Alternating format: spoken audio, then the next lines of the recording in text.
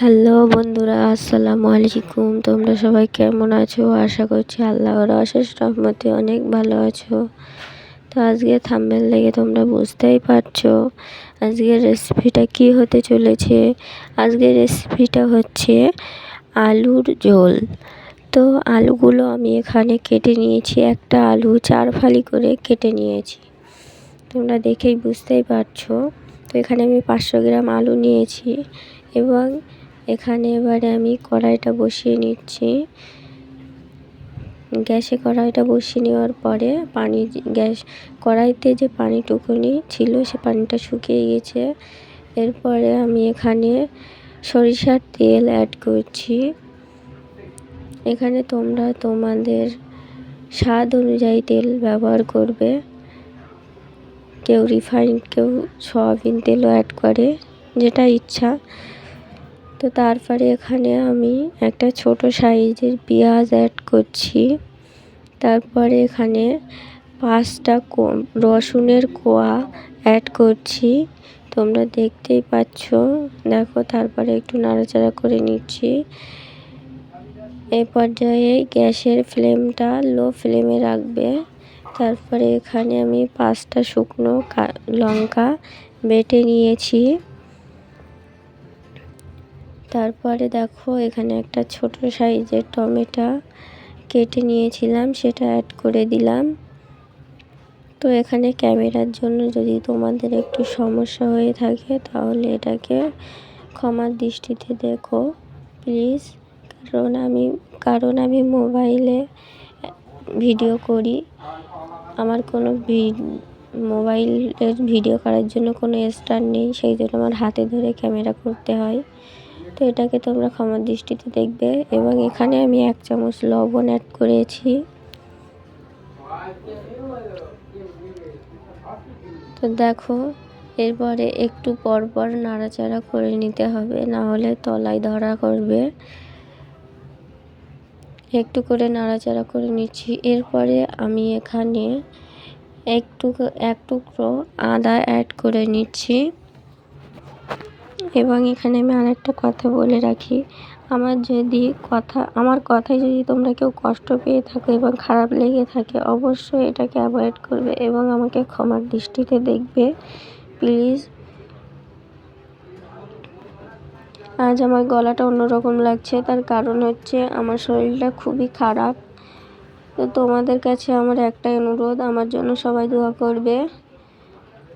দেখো, এরপরে আমি আলুগুলোকে দিয়ে দিলাম।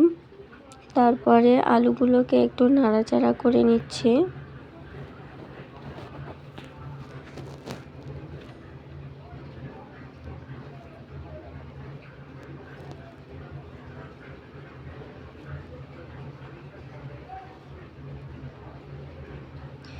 দেখো, তারপরে আমি এখানে একটু জিরে এবং কাঁচা জিরে এবং কাঁচা গোলমরিচ অ্যাড করছি, বেটে নিয়েছি, নিয়ে সেটাকে অ্যাড করছি।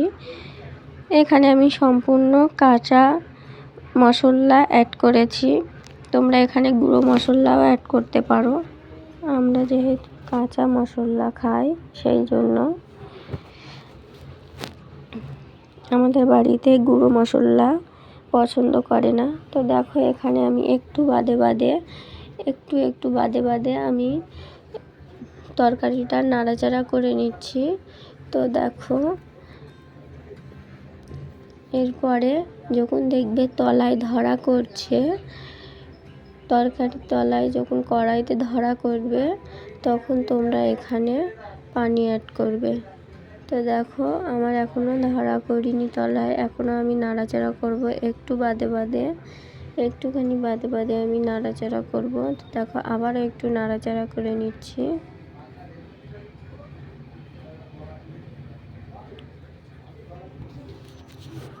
তো দেখো, এবারে আমার তলায় ধরা করছিল বলে আমি এখানে এরকম একটা বাটির 1 বাটি পানি এখানে অ্যাড করছি।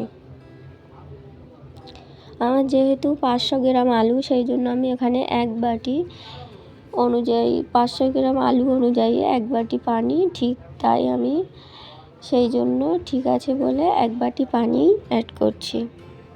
তোমাদের যদি আলুর পরিমাণটা বেশি হয় তাহলে তোমরা পানিটাও বাড়িয়ে নেবে। তো দেখো এখানে আমি ঢাকনা দিয়ে নিয়েছি, ঠিক 2 মিনিট পর ফিরে আসছি।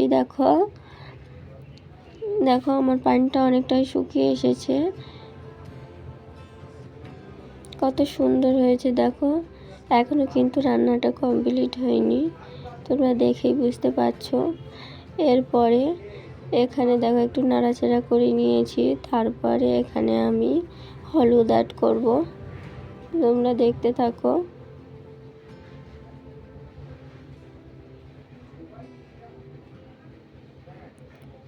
দেখো আমি এখানে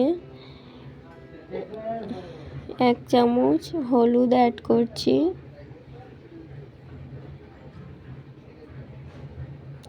দেখো হলুদটা দেওয়ার পরে আমি একটু নাড়াচাড়া করে নিচ্ছি, যাতে হলুদটা সমস্ত আলুর সাথে মিশে যায়, সেই জন্য এখানে নাড়াচাড়া করে নিচ্ছি হলুদটা দেওয়ার পরে। তারপরে দেখো কত সুন্দর লাগছে দেখতে। এখানে আমি সেই একই বাটি, আগের যে বাটি 1 বাটি পানি দিয়েছি, সেই একই বাটির এখানে আমি 2.5 বাটি পানি দিয়ে নেব। তোমরা দেখো 1 বাটি দিয়েছি, এখানে আবার 1 বাটি পানি অ্যাড করব আমি, তারপরে 1/2 বাটি পানি অ্যাড করব। মোট 2.5 বাটি পানি আমি এখানে অ্যাড করব, 2 বাটি আর 1/2 বাটি। তো বলে রাখি, ভিডিওর এই পর্যন্ত যারা এসেছো তাদেরকে অসংখ্য ধন্যবাদ আমার পাশে থাকার জন্য। তারপরে দেখো আমি একটু ঢাকনা দিয়ে নিয়েছি, এরপরে ঢাকনা দেওয়ার পরে দেখো আবার 10 মিনিট পর ফিরে আসছি। দেখো রান্নাটা প্রায় হয়ে এসেছে। তোমাদের সকলের কাছে একটাই অনুরোধ, প্লিজ চ্যানেলে যদি নতুন হয়ে থাকো অবশ্যই চ্যানেলটিকে সাবস্ক্রাইব করে পাশে থেকো এবং একটি লাইক দিতে ভুলো না, এবং রান্নাটা কেমন হয়েছে অবশ্য কমেন্টে জানিও। প্লিজ সাবস্ক্রাইব করে পাশে থেকো, অনুরোধ করছি। দেখো এরপরে আমি এখানে গরম মশলার গুঁড়ো শেষে একটুখানি অ্যাড করে দিলাম, যাতে টেস্টটা আরও বেড়ে যায়, তরকারির টেস্টটা আরও বেড়ে যায়, সেই জন্য। তারপরে একটু নাড়াচাড়া করে নিচ্ছি, এরপরে আমি তরকারিটা নামিয়ে নেব। তো এখানে আরেকটা কথা বলে রাখি, তোমরা লবণটা অবশ্যই তোমাদের স্বাদ অনুযায়ী দেবে এবং তরকারিটা